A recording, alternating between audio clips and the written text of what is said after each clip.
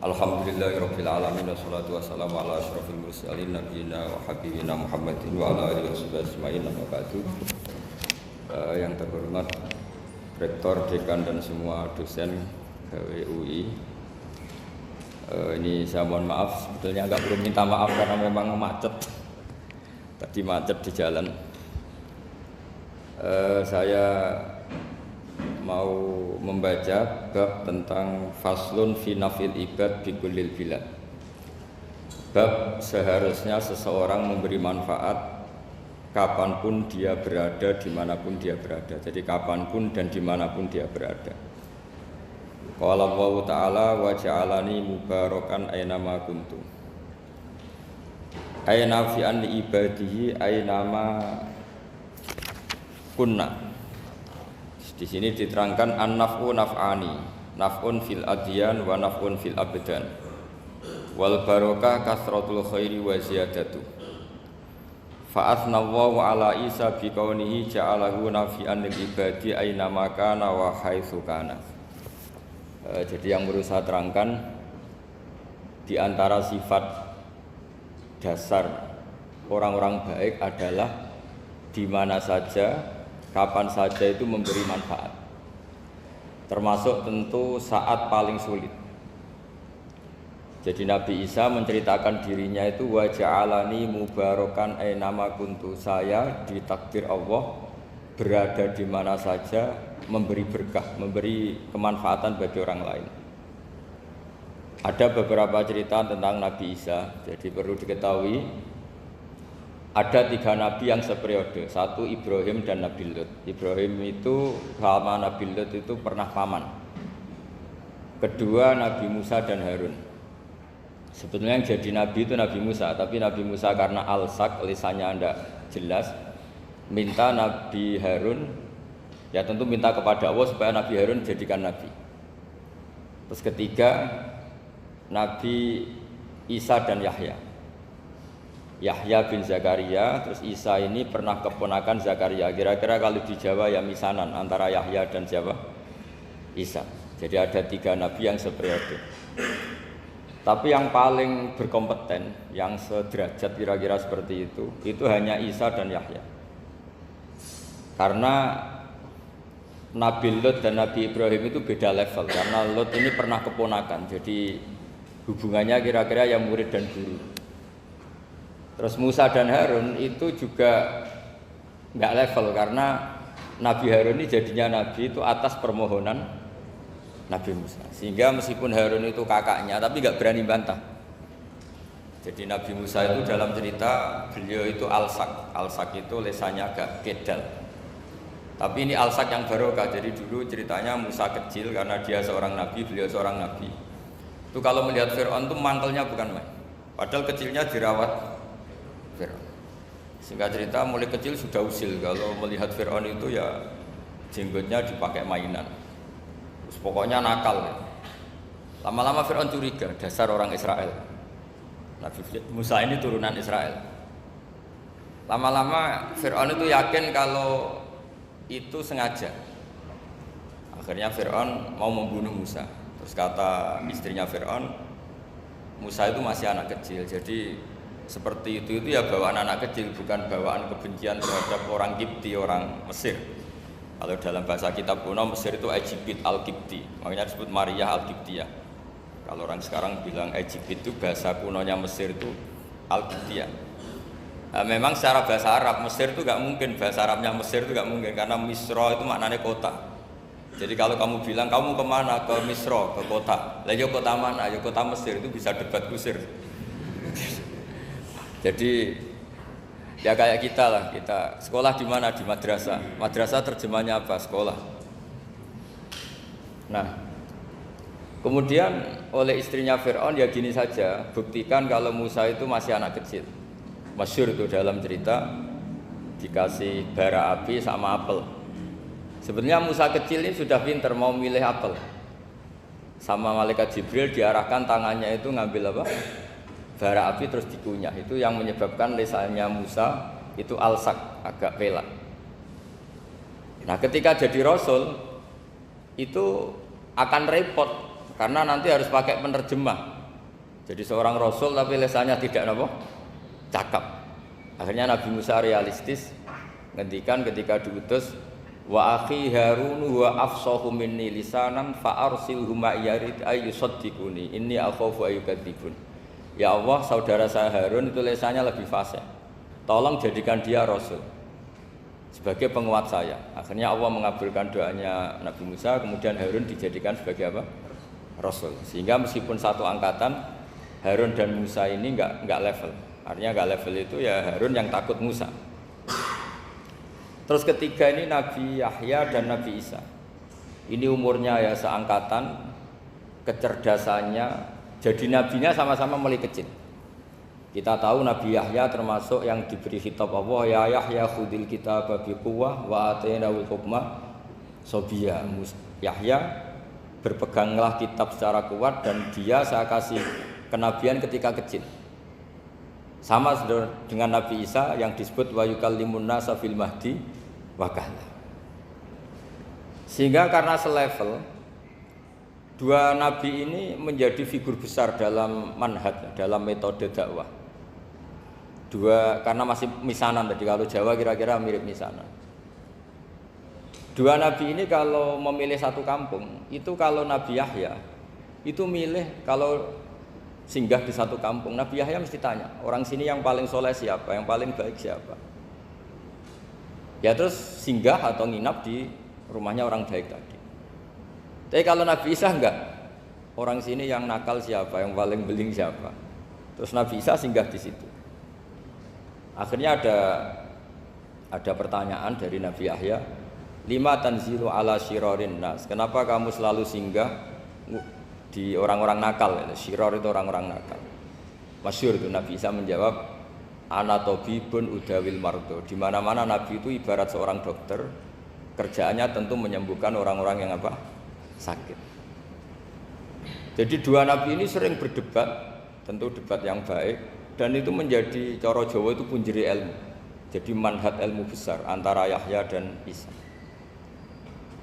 Begitu juga Nabi Yahya itu kelihatan agak rileks, panik, saking takutnya sama Allah.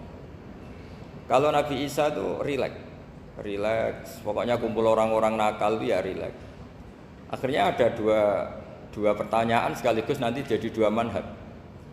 Kenapa kamu sering masam itu, sering kalau bahasa Arab itu abasa ya. Terus yang Nabi Yahya balik bertanya, kenapa kamu sering senyum, sering tertawa? Kenapa memangnya? Terus ka'annaka ta'manu min makrillah, kamu sering senyum kayak kami sudah terbebas dari azab Allah, dari ditegur Allah, seakan-akan kamu orang paling benar yang enggak akan salah. Nabi Isa balik tanya, sama kamu sering masam, sering merut, ka'annaka taqnatu min rahmatillah, seakan-akan kamu putus asa dari rahmatnya Allah. Sehingga kemudian itu jadi manhaj besar. Kalau terlalu senyum, ya dianggap orang yang kayak nggak punya perasaan dosa gitu. Tapi kalau terlalu masam, terlalu merenggut, seakan-akan rahmat Allah itu terbatas. Sehingga seakan-akan Allah itu rahmatnya nggak cukup lah untuk mengelola manusia ini. Sehingga itu jadi metode besar yang masyhur itu dalam sebuah hadis Nabi ngendikan, ulama ummati ka anbiya Bani Israil.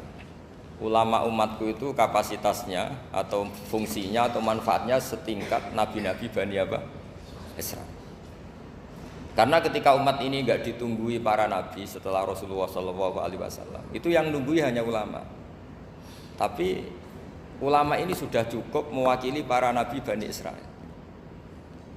Dan banyak syurahul hadis, para penyarah hadis mensarahkan, Nabi tidak ngendikan ulama ummati kamisli seperti saya, tapi ka'ambiyai Bani Israil, bagaimana nabi-nabi Bani Israil. Nabi Bani Israel itu macam-macam, termasuk ada yang tidak nikah, yaitu yang bernama Yahya dan Isa. Delala umatnya Nabi itu ada orang alim alamah yang ilmunya melegenda, yaitu namanya Imam Nawawi. Itu tidak nikah sampai kabudut. Meskipun dalam ajaran syariatnya Nabi an-nikah sunnati, tapi selalu ada orang yang ditakdir tidak nikah karena masyhul, karena sibuk ngurus ilmu. Bukan karena tidak laku, yang jelas itu bukan karena tidak laku. Imam Nawawi itu ganteng, orangnya ya normal, tapi karena sibuk nulis, beliau sampai kabudut itu tidak nikah. Imam Sibawayh itu suka sekali sama ilmu, menjadi istri utamanya ya ilmu itu. Dia ganteng, Sibawayh itu maknanya tuh apel, dia ganteng sekali, sampai banyak cewek yang seneng. Akhirnya dia nikah, tapi nggak pernah dikumpulin. Dia belajar terus. Ketika beliau ke pasar, dulu nggak ada supermarket, beli kertas, kitabnya dibakar semua sama istrinya. Dikira istrinya terus mencintai dia, malah diceraikan. Itu siapa? Imam Sibawayh.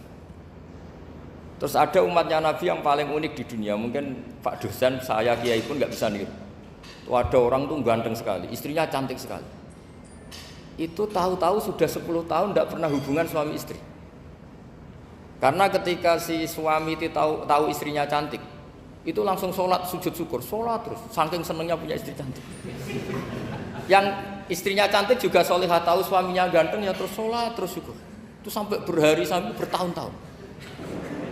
Terus ketika ketemu cocokan, dek kita sudah nikah berapa? Terus dilihat kayaknya sudah 10 tahun tapi tidak pernah hubungan. Oh itu nggak kebayang itu. Ganteng sama cantik, kalau jelek sama jelek itu mungkin. Yang satu bilang naudzubillah, satu itu kan nunggu rafa saja. Ini nggak ganteng sama cantik. Nah, kenapa kualitas ulamanya Rasulullah itu bisa seperti Nabi Bani Israel? Karena agama ini, umat ini sudah tidak ditunggui para nabi. Sehingga mau tidak mau kualitas ulama, alhamdulillah barokahnya Nabi itu berkualitas kayak nabinya Bani Israel. Nah, ini penting sekali saya utarakan supaya dicek saja. Kalau kita nggak percaya, dicek saja dalam hadis-hadis sahih. Misalnya begini, ketika Nabi memenangkan perang Badar, itu ada Asra Badrin, tawanan-tawanan perang Badar. Nabi suka musyawarah, suka rembukan. Ya Abu Bakrin, menurut kamu tawanan ini diapakan? Kata Abu Bakar, hum asyiratuka, mereka itu keluarga engkau, orang-orang Quraisy. Ya dibebaskan saja, pakai tebusan. Nanti uang itu kita kelola supaya jadi penguat Islam, dan orang-orang ini merasa utang jasa karena harusnya dibunuh tapi kita bebaskan. Terus tanya, bagaimana kamu ya Umar, menurut kamu? Kata Umar, ini kan orang-orang yang dulu ingin bunuh kamu, yang ingin menghabisi jenengan, ingin dan sudah ngusir jenengan. Ya setelah ketangkap ya dibunuh, kok repot. Apa kata Rasulullah? Rasulullah spontan ngendikan, inna masalah kayak Abu Bakrin kamasali Ibrahim, kamu ibarat kayak Nabi Ibrahim. Izqala faman tabi'ani fa innahu minni wa man asani fa innakal ghafurur rahim. Jadi Nabi Ibrahim itu unik, melihat umat itu sesyafakoh itu. Syafakoh itu banget sayangnya. Nabi Ibrahim cara berpikir, faman tabi'ani fa innahu minni, orang yang ikut saya ya Allah pasti golongan saya, tentu layak masuk surga. Wa man asani, orang yang mendurhakai saya, fa innakal ghafurur rahim, engkau Maha Pengampun. Bukan yang mendurhakai langsung masuk neraka, enggak, engkau Maha Pengampun. Wa masaluka ya Umar kama salin Nuh, isqala rabbi la tadzar ala ardi minal kafirina dajjara. Umar, kamu mirip Nabi Nuh, inginnya semua orang kafir dihabisin. Ya masyhur kan Nabi Nuh itu enggak ingin ada orang kafir sampai ada banjir tufan. Nah kalau sampean tanya bedanya apa dengan garis keras sekarang? Bedanya ya beda sekali. Kalau Nabi Nuh benci sama orang kafir itu diserahkan yang punya. Sehingga yang punya yaitu Allah yang menghukum dengan banjir bandang. Tapi kalau kita kan kadang kita bertindak sendiri. Jadi potensi disalahkan. Yang jelas dalam hadis-hadis sahih, Nabi Nuh itu tidak bisa mensyafaati karena itu. Ketika diminta ini hadis sahih, bukan ada di Bukhari, ada di Muslim. Karena biasanya kalau di kota itu ditanya ini sahih enggak? Untungnya yang tanya kadang enggak paham, ini alhamdulillahnya jadi wah repot. Nabi Nuh itu diantara sebabnya enggak bisa mensyafaati adalah pernah corong Jawa maksudno kaume. Kalau dalam bahasa Arab itu da'a li Zaidin berarti mendoakan positif, kalau da'a la Zaidin mendoakan negatif. Kalau orang Jawa itu ada doa, ada pasot. Nabi Nuh adalah orang yang pernah maksudkan kaumnya. Nah, saya cerita sedikit tentang Nabi Nuh dan Nabi Ibrahim. Nabi Ibrahim dianggap tadi cerminannya Abu Bakar, dianggap niru Ibrahim, cerminannya Umar, dianggap niru Nabi siapa? Nabi Nuh. Lalu kalau sampean tanya, bedanya gimana? Begini logikanya. Andai kan kita mengkaji secara akademik begini. Ada ulama besar namanya Abdul Hasan Asyadzili, itu masyhur di Indonesia menjadi Thariqah Asyadziliyah. Terus ada seorang muridnya minta gini, ya Abdul Hasan Asyadzili, tolong saya dikasih ijazah supaya saya tidak pernah maksiat di bumi ini. Karena saya takut sama Allah, kalau saya maksiat itu merasa tidak nyaman dengan Allah. Abdul Hasan Asyadzili ini malah marah besar. Atuhibbu alla tadhhara maghfiratu. Kalau kamu tidak pernah maksiat, berarti kamu suka maghfirahnya Allah Ta'ala itu tidak kelihatan, karena nggak ada yang maksiat. Tapi bukan dukung kamu yang tidak ada, ini cerita ilmiah. Tapi kalau Said Abdul Al-Haddad itu kebalikannya. Ada orang fasik gitu, hidup berkeliaran, mengganggu masyarakat, ganggu ketertiban agama. Ada kiai atau siapa gitu mendoakan supaya tobat atau dikasih panjang umur supaya nanti bisa tobat. Itu beliau Said Abdul Al-Haddad marah besar. Man da'a li fasikin bil baqa faqad ahabba ayu sawahu fi ardi. Orang yang mendoakan orang fasik hidup berarti dia suka Allah dimaksiati di buminya. Jadi akhirnya jadi kutub besar, yang satu Sadziliyah, yang satu Haddadiyah. Kenapa ya? Karena tadi yang satu cerminan Nabi Isa, yang satu cerminan Nabi Yahya. Sebagaimana sabda Rasulullah tadi, ulama ummati ka anbiya'i bani Israil. Juga masyhur dalam aplikasi pengajaran juga gitu.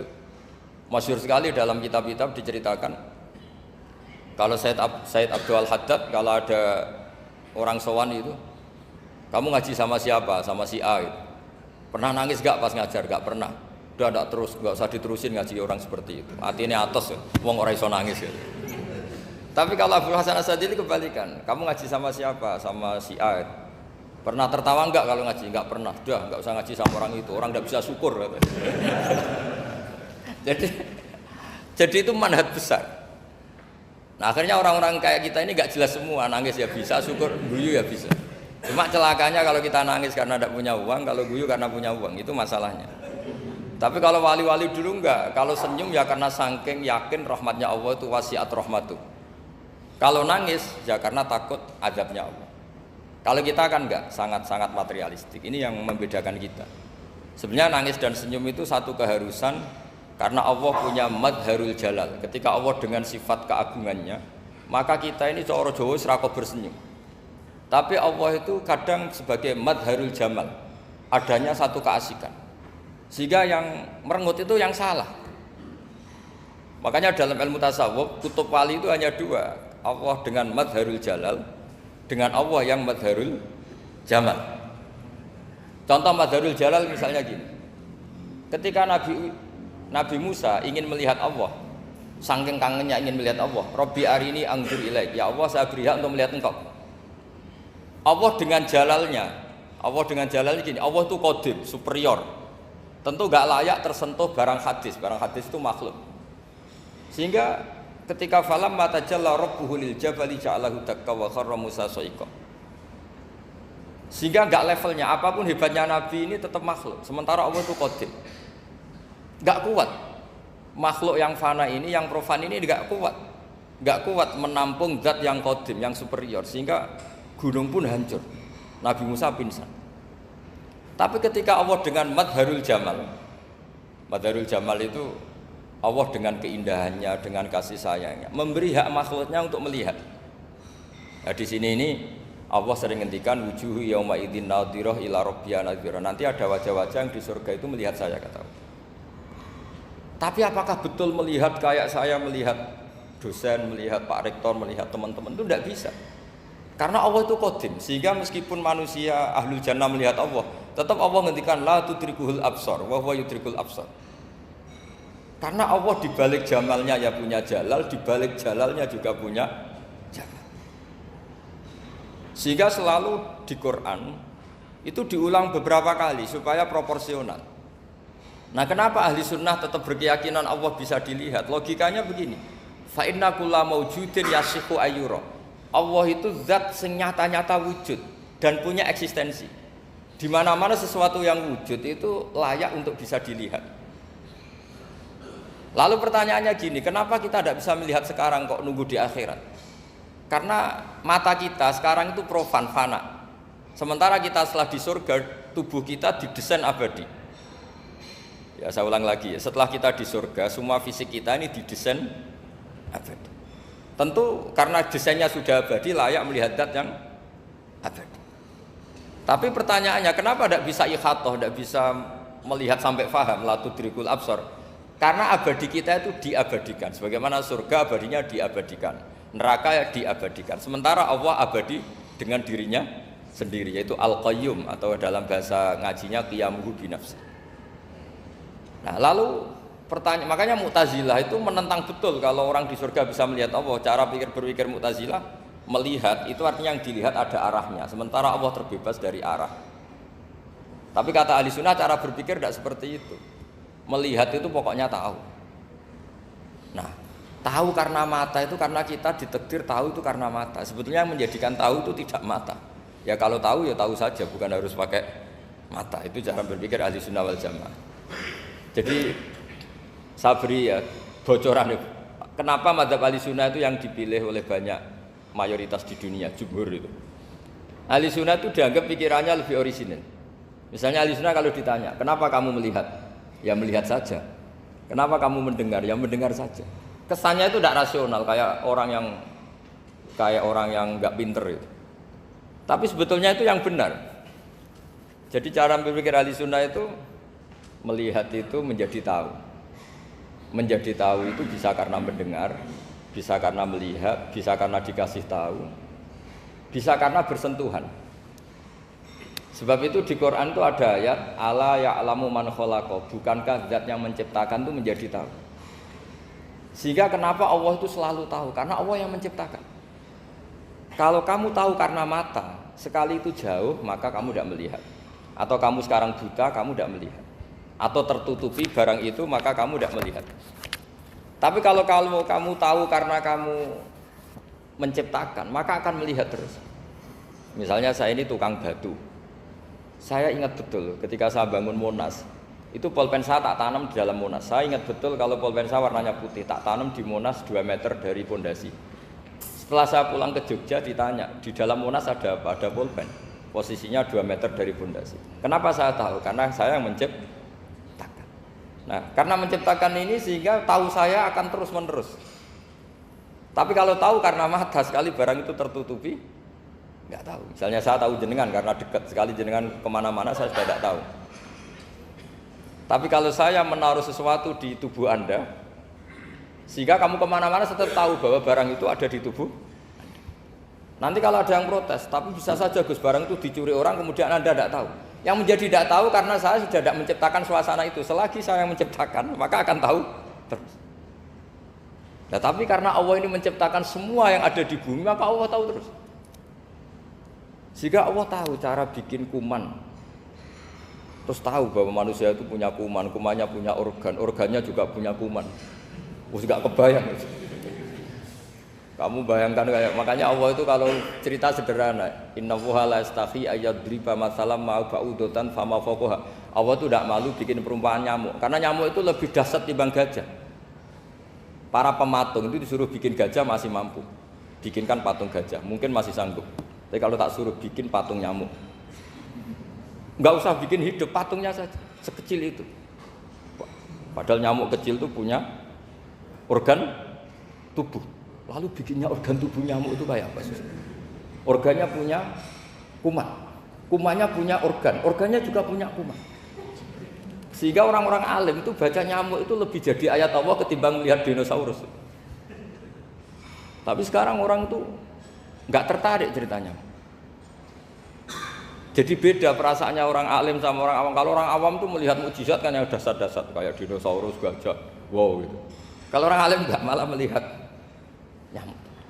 Nah, kealiman seperti itu terjaga di umatnya Muhammad, di umatnya Rasulullah Muhammad SAW. Karena ketika umat ini nggak ditunggui para nabi, itu Allah menjamin Muhammad, ulama umatmu nanti punya kemampuan seperti nabi.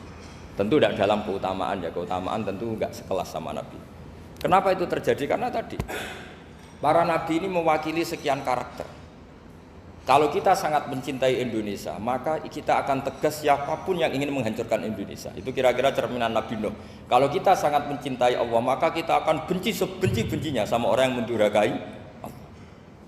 Tapi masalahnya Allah yang kita cintai itu memaklumatkan diri kalau bersifat ghafur, pengampun. Jika kalau kita terlalu kasar ini kan yang kita cintai bersifat ghafur kok kita kasar. Di sini Nabi Ibrahim. Beliau sangat mangkel sekali sama yang durhaka sama Allah. Tapi mau mangkel gimana? Zat yang mengajarkan itu bersifat ghafur. Maka kita mau tidak mau, makanya ada riwayat mengatakan takhallaku bi akhlaqillah, kamu bertata krama kayak akhlaknya Allah. Akhirnya ya sudah, kita mau apa coba? Kira-kira kalau kamu mencintai seseorang, itu potensinya kan dua, protektif. Ada telepon, itu dari siapa? Cewek atau cowok? Protektif. Itu bukti cinta apa bukti suudzon kan tidak tahu. Tapi misalnya kamu cinta perempuan terus WA-an sama lelaki gak apa-apa, jalan sama lelaki gak apa-apa, sama masa lalunya pacarnya juga gak apa-apa. Itu cinta apa pembiaran? Kan sama-sama gak jelas. Nah kira-kira mencintai Allah itu kira-kira analoginya seperti itu. Kalau yang satu protektif, Allah harus zat satu-satunya yang disembah. Gak boleh didurhakai, gak boleh dikhianati. Sehingga ini sangat keras sekali. Nah, ini Nabi Nuh. Di sini ada Nabi Ibrahim. Karena orang yang zat yang kita cintai bersifat ghafur. Jika kalau kita terlalu tegas beda dengan sifatnya Allah yang bersifat ghafur. Nah umatnya Nabi seperti itu mulai dulu. Ada yang moderat, ada yang keras, ada yang setengah keras, setengah moderat. Ada yang nggak ambil sikap, urip mangan turu, ngenteni mati. Nah, itu lebih baik itu timbang punya istihad tapi gak jelas mendingan. Itu ada riwayatnya. Suatu saat ibadah akhir umatku terbaik adalah tidur. Maksudnya tidur itu gak ngambil sikap, masyhur itu. Saya beri riwayat yang ada di Bukhari Muslim.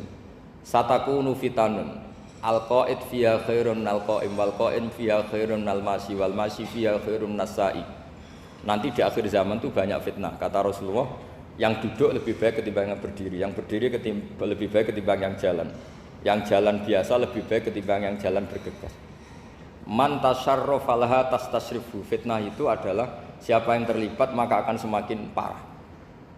Sehingga semenjak itu ulama berpikir nanti di akhir zaman kalau ada fitnah itu sebaiknya orang ngambil sikap sepasif-pasifnya, secuek-cueknya. Jadi semua syurahul hadis sepakat makna hadis ini apa? Orang disuruh sikap secuek-cuek. Misalnya pilihan presiden, contoh kecil pilihan presiden. Mungkin para intelektual nggak merasa, tapi kalau ulama itu cara berpikir beda. Pilihan presiden, kamu fanatik milih A, yang satu fanatik milih B. Ya presiden atau bupati atau gubernur. Terus yang satu bilang gini, wah kalau nggak di presideni A, nggak di bupati A, nggak di gubernuri A, negara ini rusak.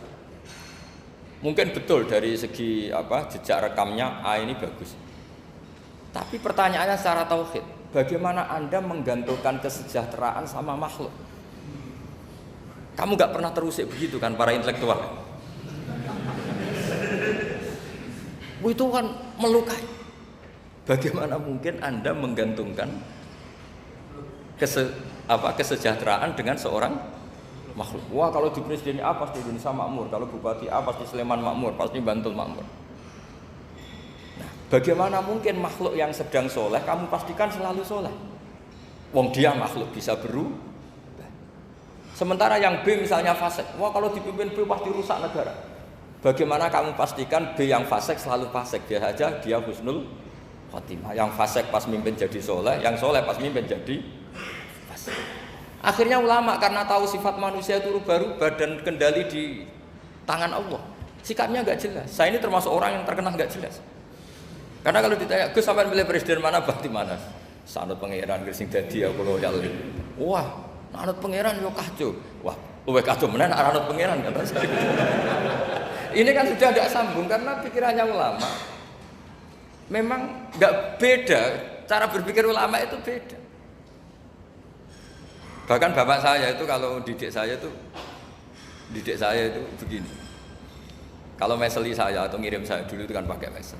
Ini uang kamu 500.000 untuk kamu. Mesti ditambahi 100.000 ini tuh buat jajan sama teman-teman. Mesti ada uang pokok, ada uang sodako. Dulu saya sering tanya, kenapa bapak sangat menghormati teman-teman saya? Kata bapak, kowe mondok iku aku ora iso nyukupi, sing iso nyukupi ya kanca-kanca. Ternyata betul, rata-rata anak kuliah atau anak mondok uang pribadinya kan 8 hari dari dikirim sudah habis. Berarti kan masih 22 hari, kok bisa hidup itu kan barokahnya teman-teman. Malah yang agak beling itu 1 hari sudah habis, berarti ada 29 yang bergantung sana sini. Sehingga Nabi dulu cara ngendikan tuh unik. Kata Nabi, da'un nasa yarzuqu wahu ba'duhum ba'duh. Manusa barno wae, engko saling memberi rezeki. Ketika ada collab, Medina itu pernah collab. Terus sekarang pernah defisit itu. Beberapa pakar ekonomi datang ke Rasulullah, ya Rasulullah, sa'ir, tolong dikasih harga standar. Tapi apa jawabannya Nabi? La tusairu fa inna Allaha huwal musair. Kamu jangan kasih harga, Allah sendiri yang menentukan harga itu. Terus kata Nabi, kenapa engkau begitu ya Rasulullah? Ini negara harus ditentukan harga karena gini-gini. Kata Nabi, saya tidak ingin ketemu Allah dalam keadaan dolim. Tapi ini tentu di teori ilmu modern ini masalah. Tapi menurut orang modern. Tapi kalau menurut ilmu hakikat itu nggak akan masalah. Misalnya, kenapa Nabi tidak menentukan harga dalam keadaan negara seperti itu? Jawabannya pakar-pakar hakikat, ya saya ulang lagi pakar-pakar hakikat begini. Misalnya ada orang menimbun supaya nanti harganya mahal, ya. Terus ditimbun terus sampai nunggu harganya mahal. Lama-lama dia sadar kalau timbunannya nggak ada gunanya karena ternyata orang nggak beli. Nah, ketika orang tidak punya kemampuan beli, yang menimbun juga tidak punya uang. Nah, tapi kalau sampean tanya, tapi Gus nak ratuku barang pokok kan kita mati karena kehabisan stok. Itu masalah tauhid Anda. Bagaimana mungkin kamu membayangkan seorang makhluk tidak bisa hidup atau nggak dapat rezeki? Nabi itu orang yang sampai ke derajat hakikat, dari tidak pernah bayangkan gitu. Salah sampean jadi orang yang tauhidnya masalah. Sehingga terus bayangkan, wah kalau negara ini keos, wah kita makan apa? Kalau negara gak stabil, wah kita gimana?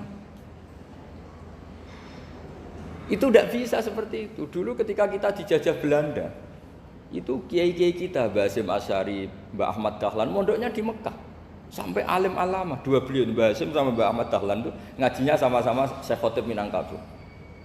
Cuma Mbah Hasyim lebih menekuni ke Syekh Mahfud Termas, yang satu menekuni Syekh Khotib Minangkabau. Jadi dua beliau itu ngaji di guru yang sama.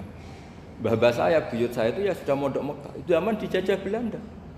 Sekarang kita agak dijajah, enggak mondok di sana. Buyut saya itu zaman itu sudah haji. Buyut kelima saya. Itu dulu kalau ingin cari tempat yang teduh, itu masuk ke gua. Itu masuk gua itu hanya kepalanya saja. Kakinya masih di luar. Karena gua di Arab tidak seperti gua di sini. Kalau gua di sini kan orang bisa masuk semua. Kalau gua Arab kan hanya celah-celah batu-batu besar. Sehingga ketika Rasulullah hijrah ke Madinah, singgah di Gua Sur, kata Abu Bakar gimana? Andai kan yang ada orang kafir di depan gua, kata Abu Bakar gimana? Andai kan mereka melihat kakinya, pasti melihat kita. Karena gua di sana itu satu tubuh tidak bisa masuk penuh. Kalau gua di sini kan ada yang mobil saja bisa masuk. Nah itu bahasa ya kalau mau istirahat itu masuk gua, separuh badan di dalam gua, separuhnya masih di luar. Nah sekarang terus kita bilang, wah kalau kita negara tidak stabil kita haji kemana? Dulu zaman dijajah Belanda kita bisa haji. Soal kebahagiaan, nenek moyang pulau jenengan tuh anaknya banyak. Dijajah Belanda, jajah Jepang ya nyatanya anaknya banyak-banyak. Itu kira-kira bahagia apa enggak? Nah artinya gini ya, tentu kita tidak ingin dijajah itu tentu ya. Tapi kita ini selalu latah. Wah kalau ekonomi jatuh kita makan apa? Kalau kita dijajah kita tidak perlu seperti itu. Rahmatnya Allah Ta'ala itu akan adrokatna. Rahmatnya Allah Ta'ala akan menemukan kita. Apapun kondisi kita, apapun keadaan kita. Ini cara berpikir tauhid. Sehingga Nabi itu tidak pernah bayangkan umatku narata tunggoni piye, ditunggoni Allah. Sehingga masyhur dalam hadis-hadis sahih, la tazalu ta'ifatun min ummati dzahirina 'alal haq la yadurruhum man khadalahum wala man khalafahum wala man nawa'ahum. Selalu di umatku ada kelompok-kelompok yang selalu membela kebenaran dan tidak akan terkalahkan oleh kesesatan di akhir zaman. Kenapa? Cara berpikir orang tauhid itu sederhana begini. Allah menamakan dirinya Al-Hadi, penunjuk jalan. Dan sifat Allah pasti nafidah karena Allah tidak terkalahkan. Sama seperti Allah menyifati dirinya Ar-Razzaq, Ar-Razik yang memberi rezeki. Maka orang segoblok apapun, selumpuh apapun, selemah apapun tetap dapat rezeki. Sama, Allah mensifati dirinya Al-Hadi, memberi petunjuk. Maka zaman serusak apapun orang tetap dapat petunjuk. Sehingga kita tidak perlu khawatir, wah nanti zaman kalau sudah rusak nasib Islam gimana? Ya coba sekarang nasib Islam gimana? Ya baik-baik saja. Dulu ditunggoni wali songo ya banyak orang Islam, sekarang nggak usah wali songo. Ditunggu dosen-dosen yang ngajar aja tunggu digaji. Kiai pidato ya ada yang beri salam template. Itu kalau nuruti definisi ikhlas itu tidak ada yang masuk. Tapi meskipun demikian agama juga jalan. Kenapa agama ini jalan? Karena Allah Al-Hadi, penunjuk jalan. Ketika Allah mensifati dirinya penunjuk jalan dan sifatnya Allah pasti nafidah, pasti terjadi. Karena Allah tidak pernah gagal. Sehingga agama ini akan ada terus sampai akhir zaman. Coba Amerika kayak apa, Islamfobia. Di Amerika tambah lama tambah banyak Islam, Eropa juga gitu, Australia juga gitu. Andai kan nuruti teori sosial, sudah dunia sudah materialistik kayak gini, orang dohirnya itu akan meninggalkan agama. Nyatanya tidak juga. Saya pernah di Korea seminggu, itu di negara ateis. Itu TKI ke sana tuh nyari uang. Ternyata ya kepikiran bikin masjid, bikin komunitas Islam. Coba siapa yang menggerakkan hati itu? Hanya Allah Subhanahu wa Ta'ala.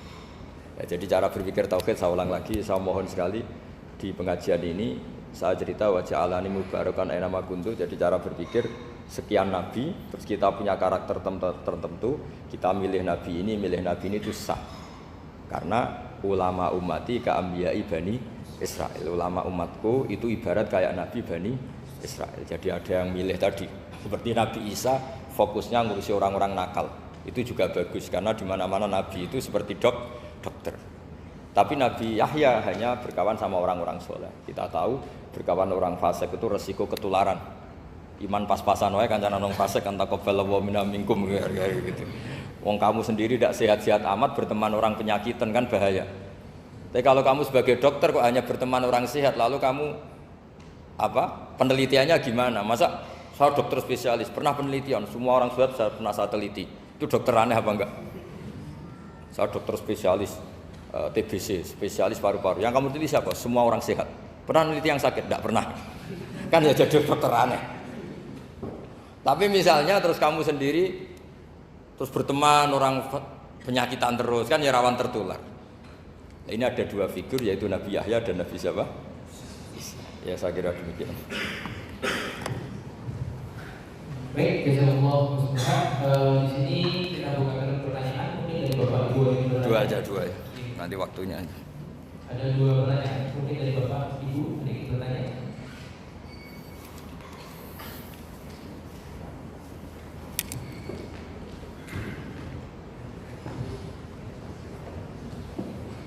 Assalamualaikum warahmatullahi wabarakatuh. Assalamualaikum warahmatullahi wabarakatuh. Saya akan bertanya tentang kajian yang kemarin, Gus. Ya. Kemarin saya mengatakan bahwa kalau berdoa itu sedikit-sedikit saja, hanya pokok-pokok saja gitu. Gimana? Tapi ada ulama itu. Ulang lagi Kak, kemarin mengatakan bahwa kalau berdoa nggak usah panjang-panjang, pendek aja. Tapi banyak ulama mengatakan bahwa kalau doa itu yang banyak, karena doa itu ibadah. Hukum ini asal berlaku. Terus banyak ulama itu yang mengatakan doa hukum ibadah, doa itu intinya dari ibadah. Itu gimana? Oh ya. Terima kasih. Assalamualaikum warahmatullahi wabarakatuh. Dan ini gak apa-apa di sini aja. Jadi jelas ya ada ayatnya ud'u rabbakum tadarru'aw wa khufyah. Terusannya apa? Innahu la yuhibbul mu'tadin. Kalau kamu berdoa itu yang tadarru' itu ya yang sangat sopan, wa khufyah secara diam-diam atau secara enggak berlebihan. Terusannya ayat innahu la yuhibbul mu'tadin. Allah itu tidak suka orang yang melewati batas. Itu termasuk melewati batas dalam doa karena ada unsur mendikte Allah. Saya memberi contoh tadi.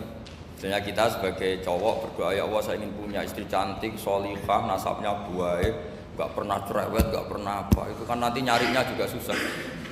Nanti kalau Allah menjabatkan itu adanya di surga, ning donya ora payu rabi, kira-kira. Ya itu sudah berlebihan itu. Terus kalau ada ulama mengatakan doa itu mukhul ibadah. Itu maksudnya gini. Doa itu bukti kita minta itu bukti kita lemah. Nah merasa lemah itu sudah bagian dari ibadah. Makanya masyhur itu syairnya Abdul Al-Haddad itu. Fadu'ai wabdihali dalilun li fiftikori itu. Jadi saya berdoa itu hanya sebagai bukti saya butuh Allah. Saya sendiri tidak punya kepentingan mustajab apa enggak. Jadi wali-wali yang mengatakan doa itu mukhul ibadah, sebetulnya itu malah wali-wali yang dari awal enggak kelintas disembadani apa enggak. Butuhnya dia itu menunjukkan bahwa saya ini lemah. Buktinya posisinya minta. Itu yang dimaksud mukhul ibadah. Tapi kalau kita berdoa terus posisi kita protes, katanya kamu baik ya Allah, engkau baik, ternyata enggak juga. Buktinya semua doa saya enggak kamu kabulkan. Wah, ini malah doa kriminal jadinya. Jadi yang dimaksud mukhul ibadah itu doa itu bukti minta itu bukti lemah. Makanya ada syairnya Abdul Haddad masyhur, fadu'a ibadihali dalilun li fiftikor. Jadi saya minta engkau ya Allah itu bukti saya butuh. Jadi itu bukan dua hal yang harus dipertentangkan. Jadi kalau doa dikatakan apa? Ibadah karena di doa itu minta. Lah minta itu bukti merasa kita lemah. Berarti kita sa'il Allah mas'ul. Kita minta Allah yang kita mintain. Kita menengadah Allah yang berposisi memberi. Itu saja sudah cukup sebagai ibadah. Meskipun doa kita tidak mustajab. Karena memang tadi seperti itu. Kalau di ilmu-ilmu tasawuf itu apa ya? Doa itu memang benar-benar sudah mukhul ibadah karena tadi perasaan merasa butuh sama Allah itu. Nah, merasa butuh itu, nah kalau kita berdoa merasa butuh sama yang kita minta, itu dalam ilmu tasawuf sudah kriminal, berarti kamu lebih butuh makhluknya. Misalnya begini ya, saya ingin punya rumah bagus, terus setelah punya rumah kredit saya utangnya banyak. Sebetulnya saya itu tidak pernah ingat Allah, gara-gara utang banyak, kredit jatuh tempo, terus melibatkan Allah. Ya Allah saya ini utang banyak, ini terus tolong dibayar. Sebetulnya saya itu ingat utang, cuma Allah tak libatkan kan gitu. Lah itu tidak akan jadi wali, yang jenis ini tidak akan jadi wali. Saya ingin jadi dosen, melibatkan siapa ya nanya? Melibatkan Allah, terus malam-malam bangun melibatkan Allah. Itu artinya apa? Kamu itu lebih ingin yang kamu minta ketimbang ingin Allah. Kalau wali itu enggak gitu, kangen Allah, terus tahu Allah itu zat pemberi, karena tahu Allah zat pemberi terus minta. Maka yang dikangen itu ya Allahnya dulu. Kalau kita kan enggak, punya kasus dulu, punya keinginan banyak dulu, baru ingat siapa yang bisa ya. Oh Allah, terus Allah kita libatkan. Ya untungnya Allah baik, mau ramal utang bukan mikir. Untungnya Allah tidak jawab itu. Jadi itu bedanya wali. Kalau wali itu kangen Allah dulu, baru minta. Kalau kita enggak, banyak masalah dulu, baru melibatkan Allah. Nah yang jenis ini tuh bahaya. Kalau enggak disembadani mesti ngomel ya.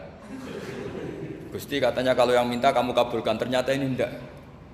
Nanti kalau Allah jawab, kamu itu tidak kangen saya, kamu itu kangen uang, kangen perempuan cantik yang kamu inginkan.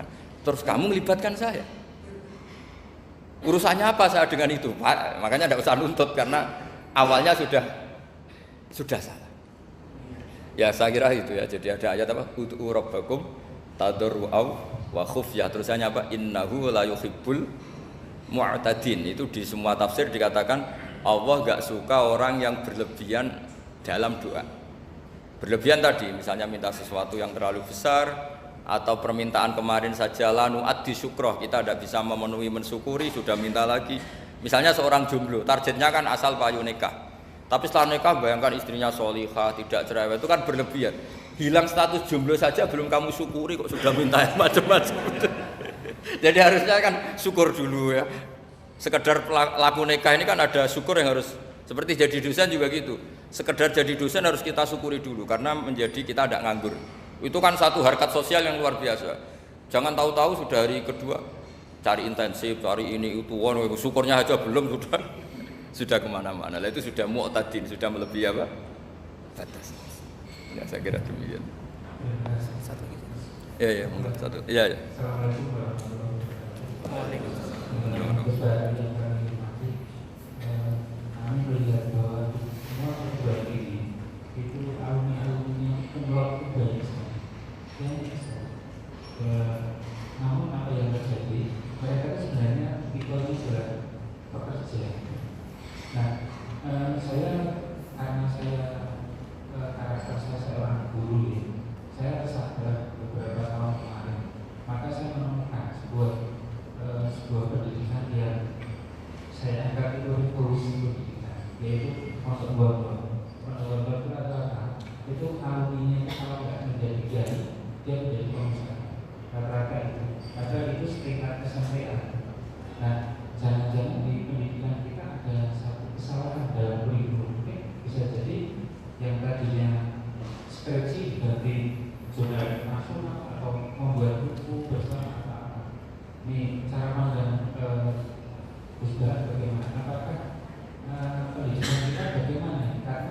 bagus ya. Terus kan kita melahirkan beberapa anak pulau itu masih dia harapannya kerja. Beda dengan dia Jawa dengan kiai yang lain, dia pasti multi passion. Jadi dia juga kiai, dia juga bekerja.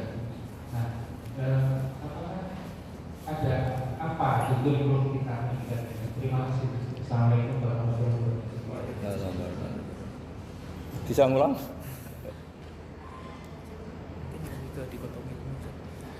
Jadi begini ya masalah pendidikan ya. Kalau saya jawab pakai ilmu hakikat saja karena ini keahlian saya. Sebetulnya begini ya, kalau misalnya itu ya subjektif juga. Misalnya bilang rata-rata alumni pondok ini sukses, alumni kampus ini sukses, yang ini tidak sukses, itu satu pasti subjektif. Karena biasanya yang diterkenalkan yang sukses-sukses. Saya punya tetangga dari pondok yang Anda sebut itu kebetulan tidak sukses semua. Itu jantung saya sampai ngeluh, Gus. Saya ini gimana kok? Ya sudah seperti itu kan subjektif. Ya. Tapi menyangkut pendidikan itu begini ya, menyangkut hasil dari pendidikan itu. Andai kan kita bicara ilmu hakikat, misalnya kita mondok itu, mondok kemudian jadi orang miskin, jadi orang yang menurut orang banyak tidak berguna di masyarakat. Ternyata kita ini orang yang kelihatan tidak punya karir, tapi kalau malam sujud sama Allah. Punya anak niat memperbanyak orang sujud, terus punya ibu yang sakit-sakitan kita rawat. Meskipun kita tidak jadi dosen, tidak jadi menteri, tapi indah Allah itu luar biasa karena berstatus ngerawat ibu, ngerawat anak, ngerawat istri. Nah Islam itu datang dengan jargon-jargon seperti itu. Sehingga Nabi kalau muji itu ada Uwais Al-Qarni, ini orang yang luar biasa. Ternyata dia itu punya ibu lumpuh yang kalau kemana-mana harus digendong. Ketika tetangga-tetangganya berhasil sowan Rasulullah itu Uwais Al-Qarni tidak bisa karena setiap ibunya dipamitin mau sowan ke Rasulullah itu sama ibunya nggak boleh. Tapi apa yang terjadi? Justru dipuji-puji Nabi sebaik-baiknya kurun itu waktu adalah kurun yang ada Uwais Al-Qarni. Saya punya teman, ini kisah nyata, saya berkali-kali ngisi ngaji di komunitas ulama. Ini mungkin tidak bagus untuk kampus, tapi harus saya utarakan supaya ya kita evaluasi. Saya bilang gini, saya ini jadi kiai itu sering iri sama orang goblok. Orang goblok itu barokah kata saya gitu. Itu kiai-kiai kaget semua karena saya bilang orang goblok itu barokah. Saya beri contoh gini, misalnya saya pinter, terus juara MTQ, juara hafal Quran atau juara baca Quran secara tartil. Ujung-ujungnya saya dapat hadiah umroh atau apalah, atau hadiah rumah atau apa. Pertanyaannya adalah mendapat. Saya ulang lagi, mendapat. Sementara ada santri yang bodoh, gara-gara bodoh itu dosen UI yang enggak, jadi kiai yang enggak, akhirnya dia jadi pekerja di Korea. Barokahnya bodoh tadi. Karena di Korea melihat orang ateis, akhirnya dia kepikiran bikin masjid. Sebagian gajinya disumbangkan untuk masjid. Ini bodoh pendiri masjid. Tapi kita gara-gara dosen dakwah di masjid, ini pinter dapat uang dari masjid. Nah ini bukan nyindir, ini biasa saja, ini maksud saya. Maksud saya, kamu jangan ngabaikan hidup. Akhirnya apa yang terjadi? Saya ini punya teman ini betul. Saya ini kan kecelok dulu tuh Gus Alim. Nasib saya di mana-mana dihormati. Kadang saya merasa dosa. Kok dihormati? Saya punya teman, dulu gobloknya minta ampun sekolah, sekelas sama saya. Gobloknya, soalnya gobloknya disepakati sudah. Ya, goblok mujma'alah kira-kira. Singkat cerita dia itu hidup di pedalaman Kalimantan sekitar tahun 92. Dulu kan biasalah di dalam hutan itu pasti ada penebangan hutan macam. Dia ada bosnya, yang jelas dia ada bosnya. Saya yakin juga agak kriminal. Karena dia tidak yang illegal logging. Pokoknya ditakdir dia hidup di tengah hutan. Ikut orang. Setelah itu dulu enggak ada HP. Sering kirim surat ke saya, "Gus, saya ini hidup di tengah hutan. Tapi saya ini muslim pernah mondok. Kalau enggak bikin Jumat itu enggak enak. Bikinlah dia Jumatan." Nah karena dia pernah ngaji fikih Syafi'i, kalau Jumatan nggak ada orang 40 itu harusnya zuhur tidak Jumatan. Tapi orang yang kerja di situ tidak mau. Wong dino Jumat kok zuhuran loh Pak. Kalau dino Jumat ya Jumatan ya. Tanya saya, Gus itu kalau ada kaulnya enggak supaya Jumatan ndak orang 40 sah. Singkat cerita dia lama-lama jadi pendiri masjid di situ. Dia punya sedikit gaji ya dipakai masjid, punya sedikit tanah diwakafkan untuk masjid. Artinya apa? Indawa ini banyak orang bodoh, ternyata di komunitasnya dia muassis, pendiri, pemberi. Sementara kita yang keceluk pinter, dapat umroh, dapat bonus. Kira-kira nanti kita ketemu Allah, kamu pernah nyumbang Islam apa? Yang bodoh jawab, oh nate Gusti bikin masjid di pedalaman. Kita yang pinter. Kayaknya kalau memberi enggak lah Gusti. Reputasi saya mendapat. Nah artinya gini, kita jangan mengukur, makanya Rasulullah itu punya sisi unik. Ini mungkin pelajaran bagi kita semua. Orang-orang Ansor kita tahu semua berposisi memberi Rasulullah. Semuanya orang Ansor. Ngasih rumah, ngasih tanah. Bahkan bukan sekedar ngasih Rasulullah, ngasih sahabat-sahabat yang dibawa Rasulullah, yaitu orang Muhajirin. Ketika Nabi mengalami sekian kemenangan, futuhat, Nabi bagi-bagi harta itu orang Ansor gak dikasih, sama sekali gak dikasih. Sehingga terprovokasi sebagian, ya tentu sebagian yang muda-muda. Masyhur itu, yang terprovokasi yang muda-muda. Ini pelajaran bagi kita. Wah, ini Rasulullah Muhammad mulai tidak fair. Yang dikasih orang-orang kafir Quraisy yang barusan masuk Islam. Paling Nabi karena ujungnya tonggo, sawak dewi kan kenalan anyar gitu. Jadi dimenangkan sing tonggo, yaitu orang-orang kafir Quraisy yang sekarang baru masuk Islam. Singkat cerita akhirnya Nabi dengar gosip itu, dengar bahwa Nabi dikomentari mulai tidak adil karena memprioritaskan orang-orang Quraisy yang notabene adalah keluarga Nabi, tetangga Nabi, kampung halaman Nabi. Akhirnya Nabi bilang, coba semua orang Ansar kumpulkan di satu kubah, satu khimah besar di Jirona pas itu. Dikumpulkan, terus orang Ansar ditanya, dengar-dengar makolatun balagona angkum. Ada satu makalah dari kamu, apa betul itu kamu yang mengatakan? Terus ketua orang Ansar ada yang namanya Sa'd bin Ubadah berdiri. Ya Rasulullah, amazu ahlamina fala yaquluna syai'an. Orang-orang terpelajar kita ada yang komentar. Tapi yang muda-muda ini memang ngomong seperti itu. Bahwa jenengan sekarang mulai lebih tertarik ngurusi orang-orang Quraisy daripada kita. Terus itu di Jirona itu ya kira-kira berapa kilo ya, 40 kilo atau 30 kilo dari Mekah. Zaman itu Nabi posisi di Jirona. Jawabannya Nabi itu unik. Oh iya, kata Nabi. Apa yang dikatakan Nabi? Saya ini Rasulullah, nanti kamu pulang bersama saya. Tapi orang-orang ini, orang-orang Bedui ini, setelah saya kasih kambing, saya kasih unta, mereka pulang. Ama tardona ayarji annasu bisyati wal ba'ir wa tarjiuna antum bi Rasulillah. Kamu ini nanti mendapat saya ini nanti ikut pulang kamu ke Madinah. Berarti kamu mendapat saya, afdalul khalqi, orang terbaik di dunia. Mendapat sayyidun nabiyyin. Tapi orang-orang yang setelah saya kasih uang itu pulang. Artinya gini, kamu berorientasi mendapat saya apa mendapat uang? Nangis semua orang Ansor, enggak Gusti ya sudah mendapat jenengan saja duit gak ono. Ternyata Nabi itu mentertawakan sama nyun sewu Arabul Arab, orang-orang Bedui Arab.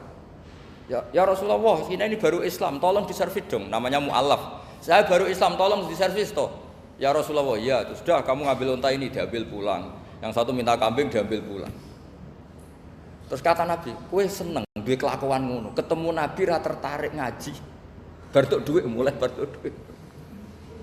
Sementara kamu mendapat saya. Intinya Rasulullah ingin mengajarkan ke orang-orang Ansor, kamu dulu tuh heroik. Posisinya memberi untuk Islam, maka heroik kamu tidak akan saya batalkan. Dari mental memberi kemudian ingin mental mendapat. Itu hebatnya Rasulullah. Jadi kalau dalam tradisi sahabat, misalnya saya sering ditolong orang gitu. Kok setelah saya jadi kiai besar atau jadi wapres kira-kira gitu kayak Pak Ma'ruf Amin, itu malah sebaiknya tidak usah balas yang berjasa kalau ini calon wali. Karena nggak boleh kebaikan itu dibatalkan dengan mendapat. Ini cara teori politik masalah ini. Tapi kalau teori wali keharusan, masa ngamal kok dibatalkan? Nah kan ini ngaji, kalau ngaji itu ya daftarnya jadi wali, jangan jadi politikus kan gitu. Jadi ibarat kita coba sekarang banyak kampung itu geger kan gara-gara itu. Wakifnya masjid itu ikhlas tanah untuk masjid. Lu anak cucunya kok terus ambisi jadi imam, jadi pengurus takmir, padahal tidak layak. Mereka mungkin tidak alim, tidak soleh. Ini kan terus gak fair, wakifnya ikhlas, siapa aja ngelola boleh asal kompeten, anak cucunya tidak ikhlas. Nabi itu nggak mau. Jika masyhur itu orang Ansor itu ketika Nabi menawarkan, kita sekarang sudah futuhat, apa harta yang kamu kasihkan muhajirin tak kembalikan, sekarang negara mampu Tidak ya Rasulullah, kita tidak akan mengambil sesuatu yang sudah kasihkan lillahi ta'ala. Orang muhajirin juga sama ketika di Ji'ronah di Mekah. Ini Mekah sudah kita taklukkan. Tanah-tanah yang sekarang dikuasai orang kafir, yang dulu kamu tinggalkan lillah, sekarang bisa kamu ambil lagi karena sekarang Mekah sudah dikuasai Islam. Kata orang muhajirin apa? Kita tidak akan mengambil sesuatu yang sudah kita kasihkan lillah. Jadi kamarnya malu. Yang kita lama sekali bermental memberi, kemudian kita sekarang ingin bermental mendapat. Artinya gini, kalau jenengan ngukur kegagalan itu orang-orang bodoh itu barokahnya luar biasa. Coba kalau semua orang pinter misalnya, kayak saya, kayak Pak Rektor misalnya, itu bingung masyarakat. Barokahnya orang bodoh di tengah-tengah pasar ada konsultan. Barokahnya dokter-dokter yang bijinya tidak pati bagus, akhirnya di pedalaman ada dokter. Gara-gara prestasi pas-pasan di pedalaman. Coba kalau prestasinya kelas A semua, mungkin sudah hidup di Jerman semua. Indonesia bisa kurang stok penyuluh. Jadi pertanyaan jenengan tadi, ya tadi kalau saya disuruh jawab dengan ilmu hakikat, Allah merencanakan ini sudah luar biasa. Harus digawe pinter, setengah goblok. Ini semuanya kalau ilallah wa fillah itu semuanya barokah. Karena tadi nggak bisa bayangkan. Andai kan tidak ada santri sing rapati pinter, itu di pedalaman Kalimantan itu tidak ada yang jadi dai. Oh kalau pinter nggak mau, pasti nggak mau. Barokahnya goblok tadi. Sampai saya ini tahadus bin nikmat. Sampai mereka bilang gini, sekarang kan ada telepon, sering telepon saya, Gus, jenengan jangan mati dulu. Karena kalau jenengan mati kita jadi kiai juga selesai. Karena mereka itu nggak pinter tapi jadi kiai di Papua, di pedalaman mana-mana. Itu kalau ditanya halal haram sudah tidak bisa. Mau ngerti nak sholat madem mulon itu aja. Jadi setiap ada pertanyaan hukum mesti nelpon saya. Kadang tamunya nunggu, Gus jawab saiki mati nak rapo jawab. Karena tamunya nunggu. Ya karena tadi dulu di pondok nggak pinter, misalnya tahu hanya gini dok, perempuan kalau datang bulan nggak boleh sholat. Dia nggak tahu detail-detailnya, misalnya ada perempuan yang mustahadah, berhari-hari selalu keluar darah berbulan-bulan. Nah ngajinya belum sampai sana, kalau kita kan sampai sana. Oh gini, kalau adatnya perempuan tadi hanya 6 hari haid, maka yang 7 berikutnya namanya mustahadah, sudah mulai sholat, mulai puasa normal, karena ini penyakit, bukan kategori haid. Nah dulu ngajinya tidak sampai situ. Sehingga kalau ada yang tanya ditunggu, Gus ini ada perempuan keluar darah terus kita harus gimana ini? Sholat enggak?